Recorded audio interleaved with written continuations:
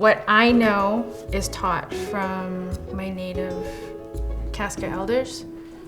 So it's not one particular person, it is everybody that had taught me, from teachers to family members, from whoever. They were all Kaska people. And majority of them aren't alive. Being a Kaska member myself, it means a lot because I love who I am. I love who I come from, which is Ross River. And just representing that means a lot. When I started this was 5 years ago, possibly 6. And I just started it as just the hobby, and I just continue to do it.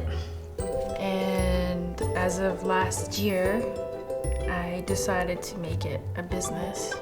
Got my name registered, Kaska Dena Designs.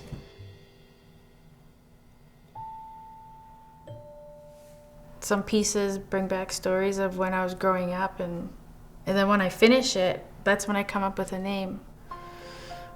Like Harvesting Bumblebee Statement. And the reason why I named it that is because I was creating it during the fall season, and I love to go out harvesting, and bees does the same too before they hibernate. And so that's why I named it, or Harvesting Bumblebee Statement.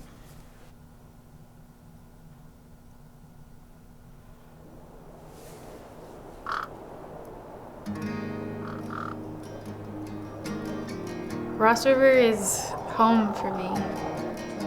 It's where I've learned my culture. Everyone there is family.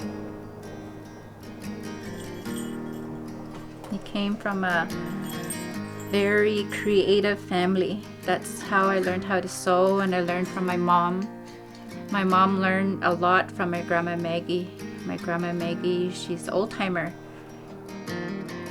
She'd sew like sewing machine. Our elders sew like sewing machine, just really close together.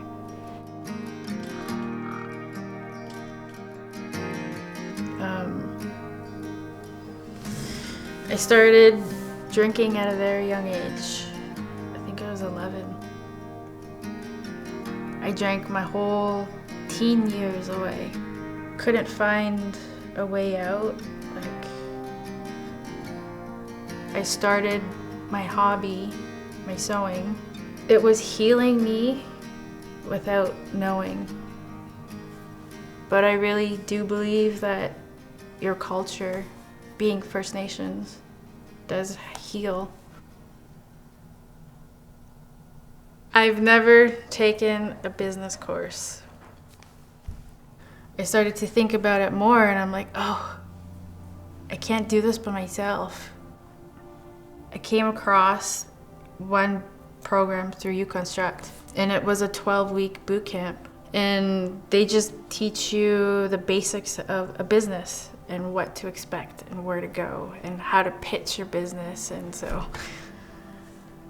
it was quite fun. Also nerve-wracking too, because it's pushing me to come out of my comfort zone and actually talking to people about who I am and my business. But I was able to do it.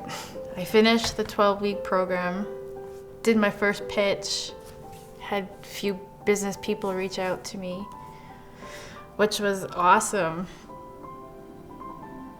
Currently, I am just doing custom orders, somewhat trying to knock them off the charts so that I could just work on building my own stuff for my online store. And to also have a stockpile for fashion shows. I have a fashion show that's coming up in March in Edmonton.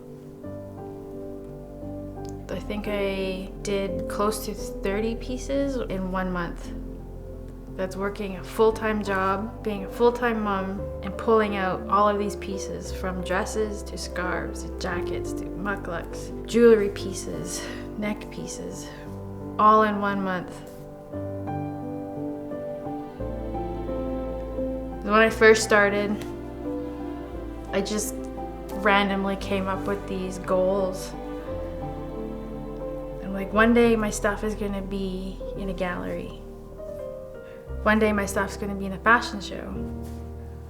And I found that once I started to heal myself, all of these things were like coming out.